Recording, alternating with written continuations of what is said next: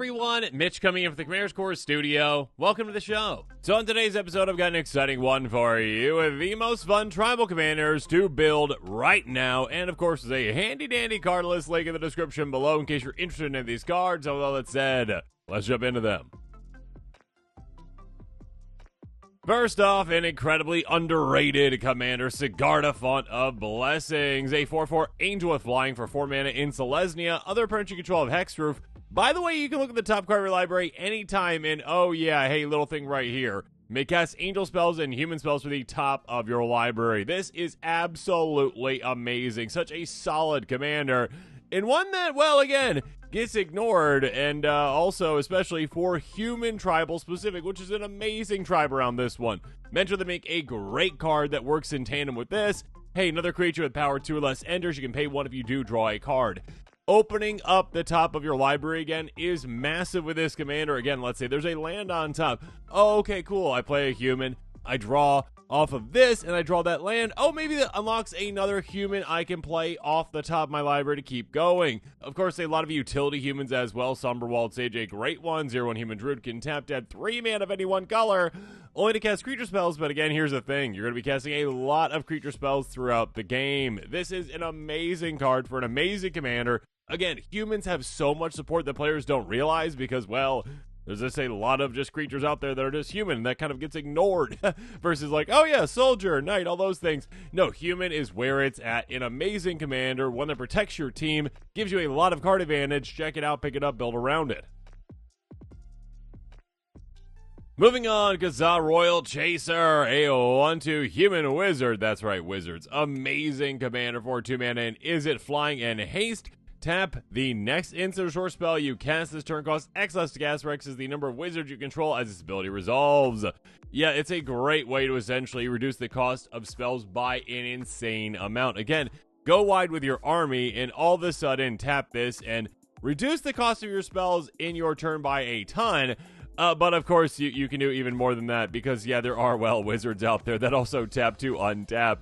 Clever Conjure, a 2/3 gnome wizard for 3 mana in blue. Mage Hand, tap, untap target permanent, not named Clever Conjurer. Activate only as a sorcery, so yeah, being able to go, hey, untap my commander and do it again. So now all of a sudden, instead of my spells costing, 5 less, they cost 10 less. And of course, that can do some amazing things with some massive spells like Finale Revelation. Source for X blue blue.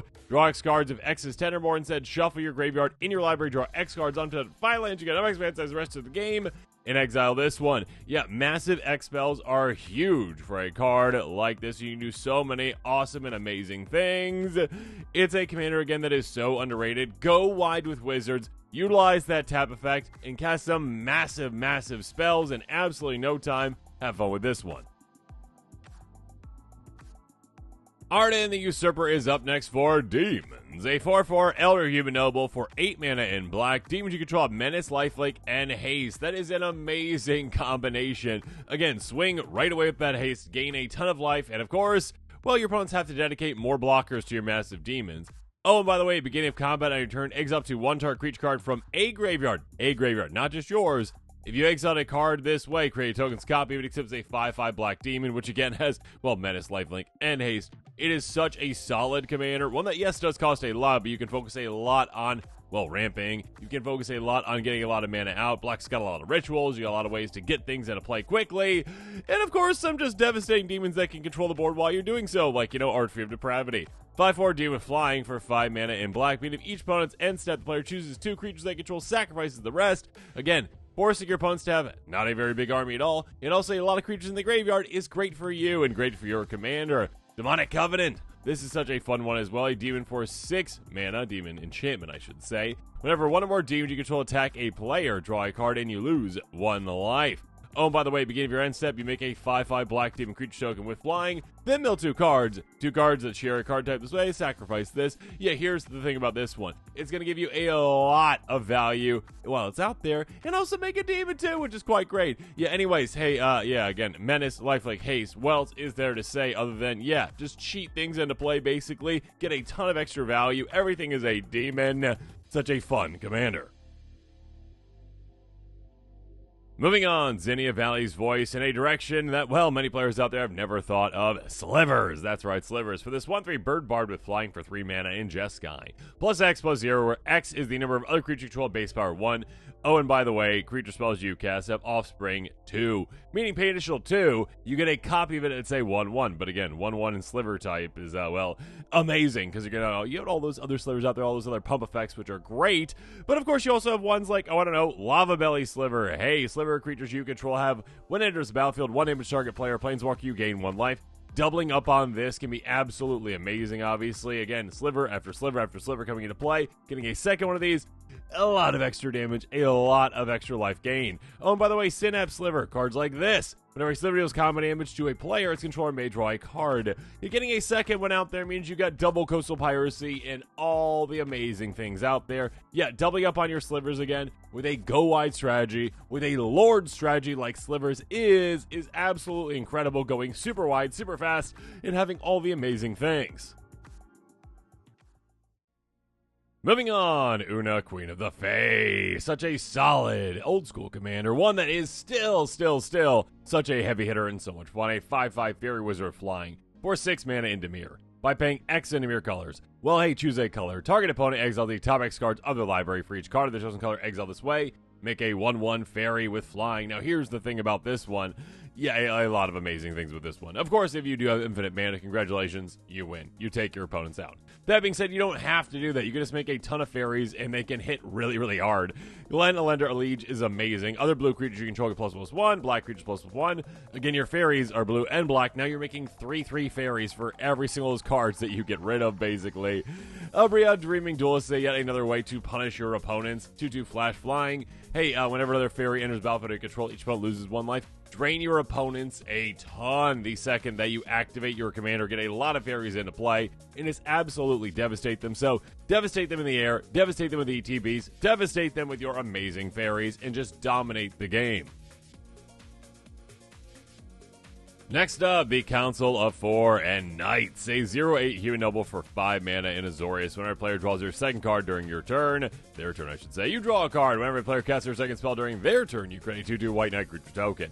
Now here's the thing about this one, a lot of value to be had, and you can do a lot of cool things with this one, but yeah, going Knights can be so much fun because, well, you can incentivize opponents to actually cast more than one spell in a turn. You can make it so that players get extra mana. You can make it so that players will get extra cost reduction. There's a lot of ways to incentivize that, all while, incentivizing card draw too. That being said, the more knights you have, well, the more you can take advantage of them. A lot of great knight tribal pieces like Knight Exemplar, a 2/2 human knight first strike, gives other knight creatures you control +1 and indestructible. That is quite nice. A great addition to the army. Speaking of that, Veldarian Wave Knight, a 3/3 Merfolk Knight for 4 mana in Azorius. Whenever you draw a card, put a counter on each other for Vulcan Knight you control.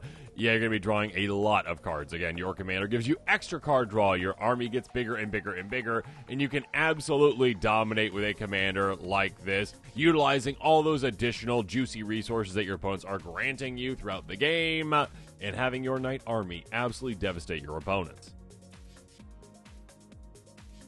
Next up, let's talk about birds. That's right, I bet you didn't expect to see Rendmaw Creaking Nest talking about birds. A 5/5 Scarecrow with Menace and Reach for 5 mana in Golgari enters whenever you play a card with 2 or more card types. Each player creates a tap 2/2 Blackbird creature with flying. It's going to be goated for the rest of the game. This is an amazing commander at flooding the board with a bunch of birds that swing at your opponents. And of course, well, you get a bird as well, so do keep that in mind, of course. So yes, you can take advantage of that while having cards like Metallic Mimic in play, a 2/1 Shapeshifter. Choose a creature type, it's going to be birds. This is also a bird. Cool. Oh, by the way, each of the creature control of the chosen type enters the additional counter on it. Now, your birds are bigger than your opponent's birds, which can be absolutely massive when it comes to them being even more aggressive, taking your opponents out, especially.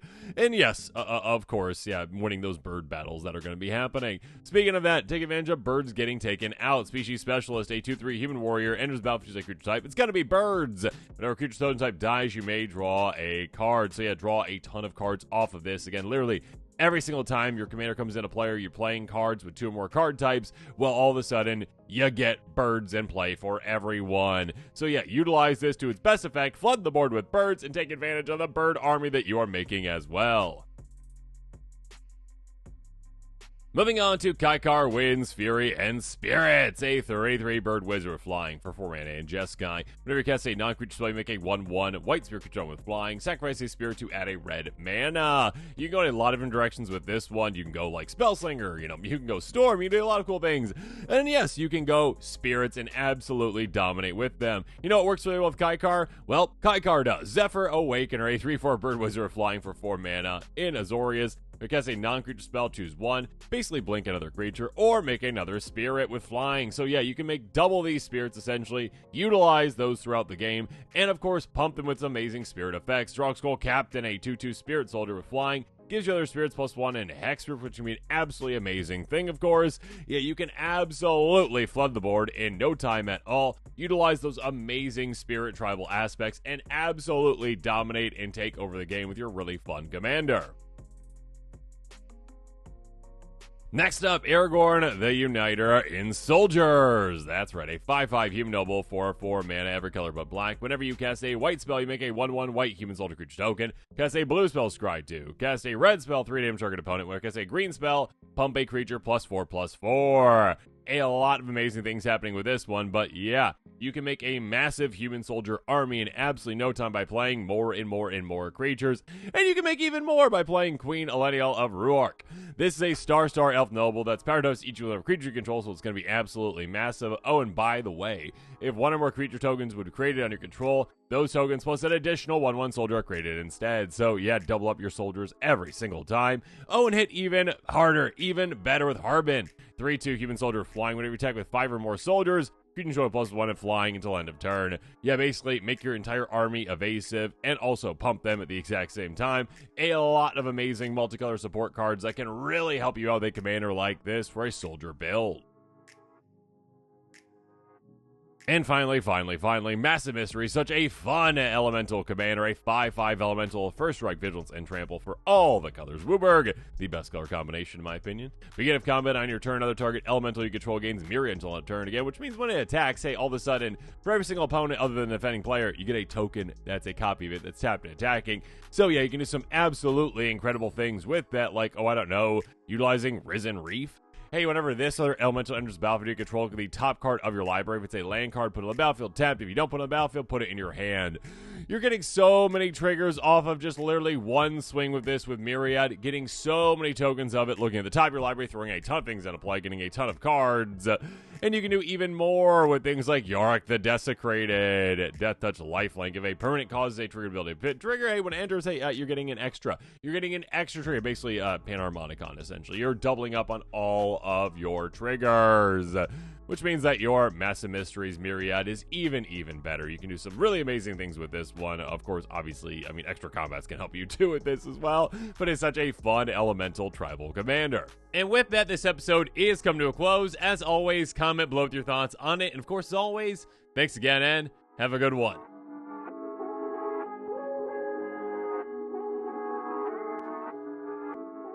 This show and episodes like this one are possible thanks to viewers like you. If you're looking for an easy way to help support this show, make sure that you like, share, and subscribe. Also, hit that bell notification icon so you don't miss any new episodes. You can also go check out our playmats and other merchandise at thecommandersquarters.com. Another easy way to support this show is with our TCG player affiliate links. So whether you're buying a deck or individual cards, you can use this general link right here or one in the description. And the final way that you can support this show is by supporting us directly by becoming a patron. There are many benefits to being a patron, and I truly couldn't do this without all of their support.